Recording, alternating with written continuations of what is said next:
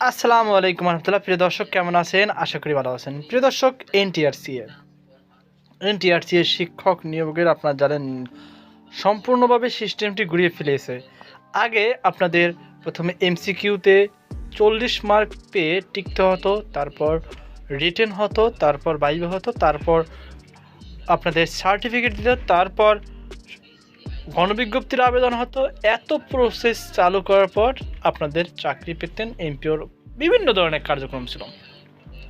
যাই হোক, এবার নতুন সিদ্ধান্ত নেওয়া হয়েছে যে না, এত সব ঝামেলা দিয়ে বাদ দিয়ে শুধুমাত্র এমসিকিউ 200 মার্কের এবং ভাইবার এই দুইটা নাম্বার কাউন্ট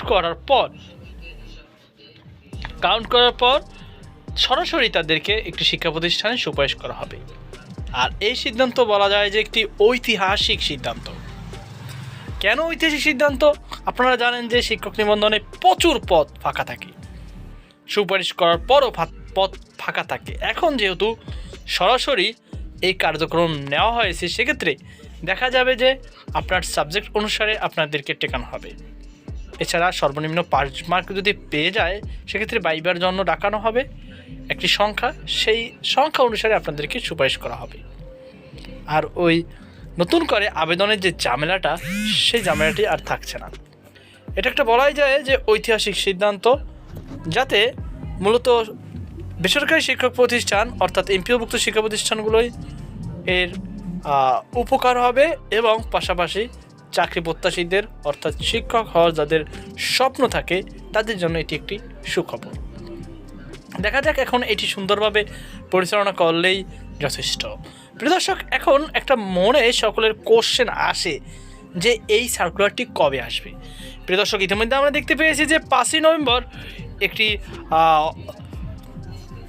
তাদের শিক্ষকদের যে শূন্য পদ সংক্রান্ত আছে সেটি জমা দিতে বলেছে। আর এটির সময়কাল 5/11/2025 খ্রিস্টাব্দ পর্যন্ত নির্ধারিত ছিল। উক্ত সময় আগামী 13/11/2025 তারিখ রাত 12 ঘটিকা পর্যন্ত বর্ধিত করা হয়েছে। অর্থাৎ শিক্ষা প্রতিষ্ঠানের যে শূন্য পদ, এই শূন্য পদের সংখ্যা আরও সময় বাড়ানো হয়েছে। তো আশা করি আপনারা মোটামুটি এই সম্পর্কে বুঝতে পারছেন। এখন শূন্য পদের পর আপনারা জানেন যে সেটি যাচাই বাছাই করা হয় এবং কিছুটা সময়ও দেওয়া হয় যাতে কোনো ভুল টুল থাকলে সেগুলো যেন সংশোধন করে। তো এখন কবে নাগাদ আপনাদের এই